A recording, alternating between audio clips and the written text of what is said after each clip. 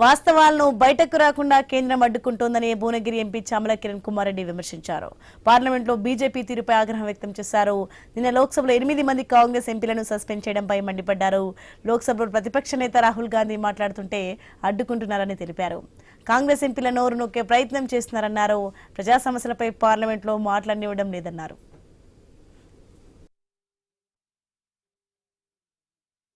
వీళ్ళు హౌస్ నడపాలని కాదు, ఎప్పుడైనా ప్రజల సమస్యల మీద మాట్లాడేటప్పుడు ప్రజా సమస్యల మీదనే కాకుండా దేశంలో జరుగుతున్నటువంటి విషయాల మీద, సామాన్యులకు నష్టం జరిగే విషయాల మీద మాట్లాడే ప్రయత్నం చేస్తే మమ్మల్ని మాట్లాడనీయక గొంతు నొక్కే ప్రయత్నం చేస్తారు.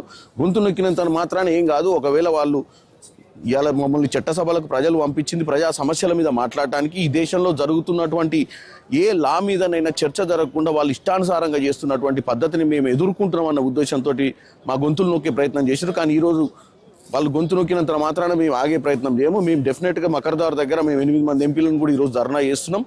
నేను ఒకటే చెప్తున్నా, మమ్మల్ని ప్రజలు గెలిపించి చట్టసభలకు పంపించింది ప్రజా సమస్యల మీద మాట్లాడడానికే. ప్రేక్షక పాత్ర వహించి బీజేపీ చేస్తున్నటువంటి పనులను చప్పట్లు కొట్టి వాళ్ళు చేసేదంతా కరెక్ట్ ఉందని చెప్తే తప్ప మైకులు ఇచ్చే పరిస్థితి లేదు. ఎందుకంటే ఈ విధంగా